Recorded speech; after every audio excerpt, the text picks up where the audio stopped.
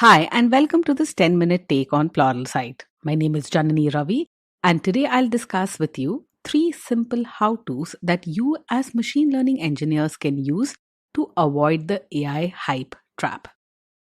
Here is a recent headline from the Economist Special Report from June 2020. Now, when you see this headline, it's hard to imagine that it was less than 2 years ago that claims were being made along the lines of AI will completely change the way humans live within 30 years. Lately, doubts have been creeping in about whether today's AI technology is really as world changing as it seems. Deep learning and AI applied to real problems haven't really delivered on the claims that they promised. Now, of course, we want our self driving cars, our AI powered personal assistants, but let's turn our attention to something that is more practical and relevant from the point of view of an ML engineer or a product manager within an organization. The question that you might have to grapple with is, my machine learning model, which did so well in training, is now a major disappointment when deployed to production. Is this machine learning phenomenon really just hype? Well, in my opinion, the jury is still out on this. I strongly believe, though, that machine learning and AI can prove game changing for any organization. However, that requires that we as engineers be aware of the fundamental difference in the life cycles of software development and model development. This is indeed a tale of two life cycles. The fact of the matter is, software ages like wine, while machine learning models age like milk. In other words, software tends to get better after deployment, at least for a little while, but machine learning models degrade in quality as soon as they are deployed. In fact, a machine learning model is at its best just before it's deployed to production, when it has just been trained and tested. As engineers, we are comfortable with the software development lifecycle. We've been doing this for several decades, and this has evolved, and we've understood what constitutes best practices. We know that software that has been around for a while is much more robust. That's because we've had a chance to fix all of the bugs that crop up.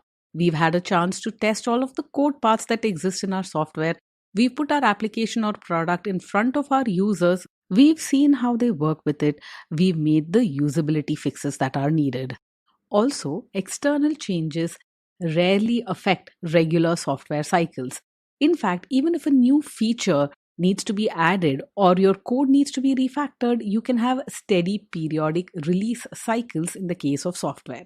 An easy trap for an engineer to fall into is to conflate model development with software development. After all, machine learning models are trained using software, but they are not actually software, they are models.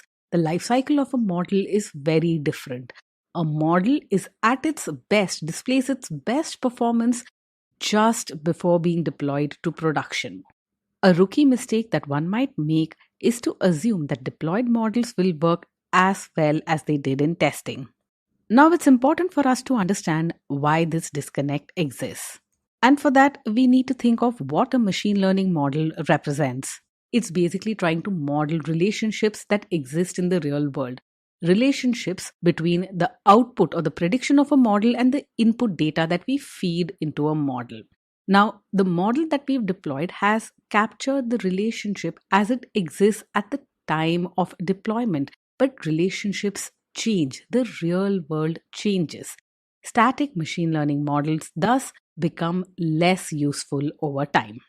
Any ML engineer needs to remember this difference. Model development is not exactly the same as software development. Machine learning models continue to work well. A constant stream of new data is needed to keep machine learning models working well.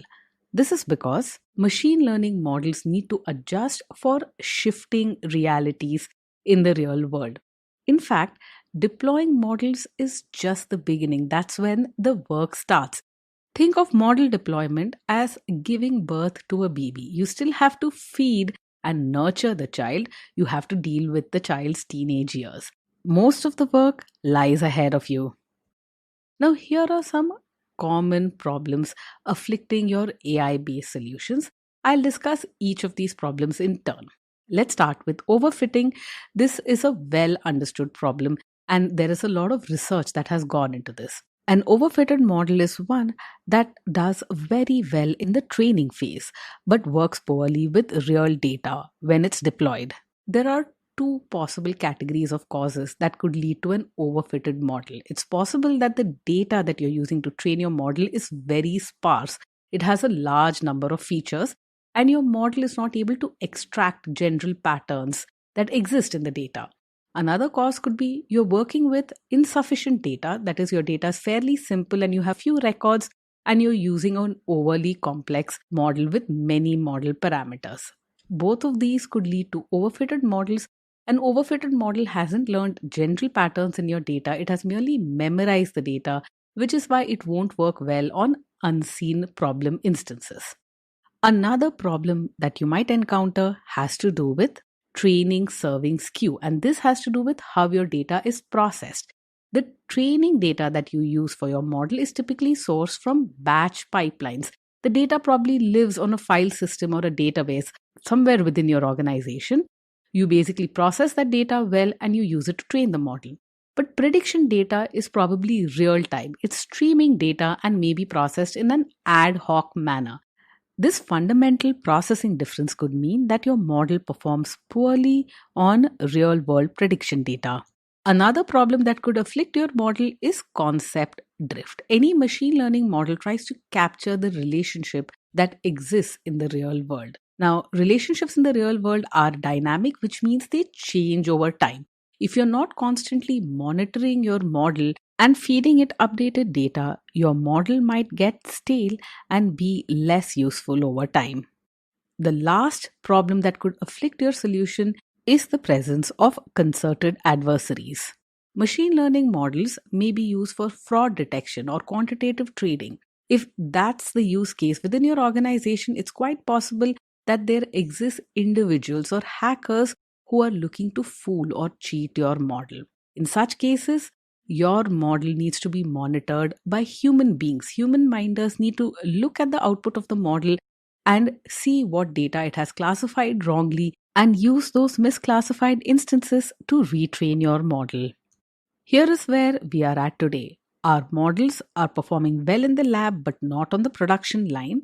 Before we write off machine learning and AI as hype, let's try these three simple steps. These are simple solutions to complex problems. First, avoid overfitting.